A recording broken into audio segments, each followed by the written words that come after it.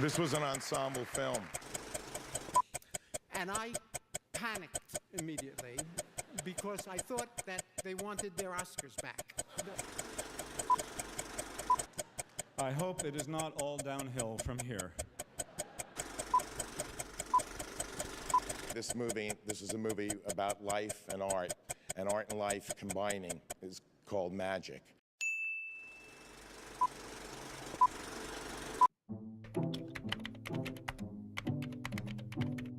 On October 5th, 2017, the New York Times published a bombshell.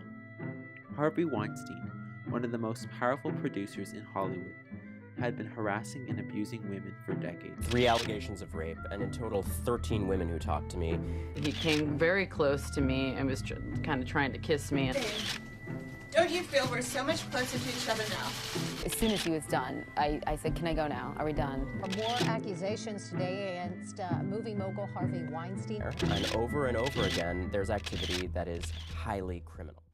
What followed suit was a moment of reckoning for the entertainment industry, a ripple effect, the Weinstein factor. The silence was broken as women and men of Hollywood, past and present, broke their silence once and for all. Louis C.K., Kevin Spacey, Matt Lauer, and more were thrust into the spotlight and publicly crucified. You know, for a minute there, I thought we were finally on a streak where we weren't going to hear about any more famous men behaving badly, at least for a day or so. And so, here we are. What to do with the art these artists have created? Can we as a society separate their private life from their work? Should these artists, more generally, be excused of their crimes when it comes to analyzing their own creation? That leaves us with one eerily controversial and morally complex question that can be summed up in a measly yet thought-provoking 8 words. Should the art be separated from the artist?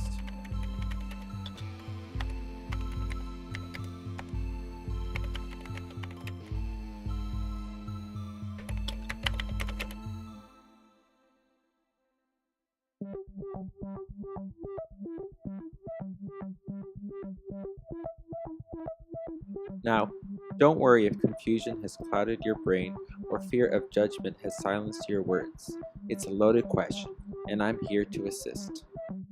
Let's take a look at what the against argument entails. Essentially, that art and the artist are forever binding, and that we should not excuse the horrible actions of the alleged artist to enjoy their art. Art is deeply personal to its creator, said Stanford University alum Seth Godin, and that is true in more ways than one. Because supporting the artist not only assists in raising one's ego, financially supporting the art, or film in this case, is financially supporting the artist. What this side worries about, aside from lack of justice, is the glorification and/or message of allowing the accused artist to continue in the industry without consequences. This glorification is described as auteur apologism, the idea that a problematic identity is a prerequisite for creative genius. For centuries, immoral actions have been excused for the sake of the bigger picture. All's well ends well, right? If that director did that and people still give him praise, I can do the same, right?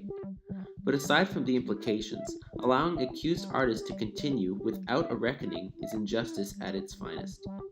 The victims of abuse deserve recognition, but they also deserve to know that their experiences are heard and that we care. Who's to give other women and men hope if all society does is make it a trend on Twitter for a week and forget it until next time? A columnist in The Guardian, UCLA, explained the solution as so. The only way to have something akin to socially conscious capitalism is for the society to consume consciously, regardless of what the consumer's feelings toward the product may be. That's a mouthful, but what this writer has essentially described is a world in which free thinking must be suspended and the actions of every individual should be based upon what society deems appropriate. That, to me, is the plot of the next Black Mirror episode. That is chaos. Alright, now let's go to the other side of the argument. So, theoretically, ask yourself this.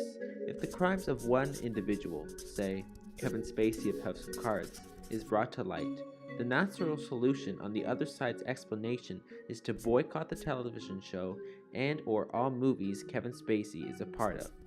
But is that fair to the millions of crew members, actors, and creatives who had no part in his crimes to suffer? This is a key point.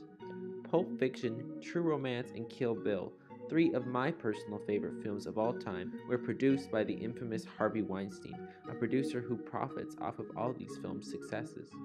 Should I rip these posters from the walls for the sake of society? No matter how hard society may try, we as humans are psychologically attracted to different types of art, and no matter the public outcry, it is impossible to tear those emotional bonds to pieces.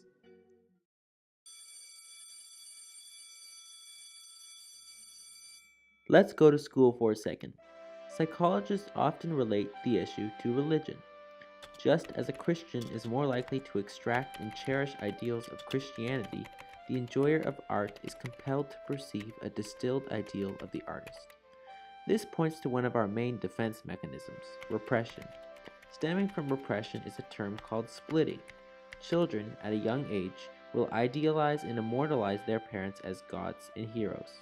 However, as they get older, children will begin to notice subtle flaws, simple humanistic flaws may it be, but will ignore those flaws to continue their belief of parents as heroes and gods.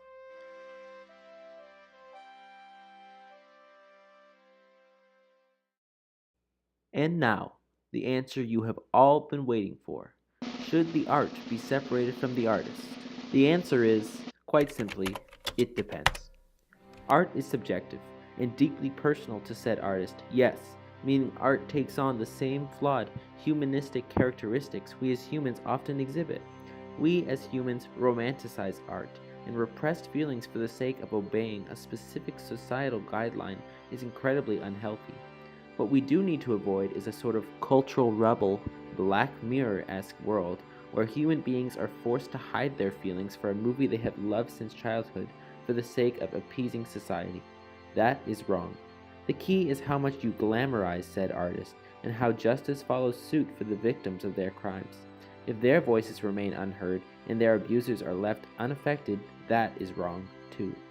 Their stories are not worth sacrificing for the sake of upholding artists as gods or heroes. They aren't, and they never will be. We are flawed human beings, creating flawed human art, and essentially, whether it's a somber yes or an enthusiastic no, the correct answer to said question, much like the creation of art itself, lies in the eye of the beholder.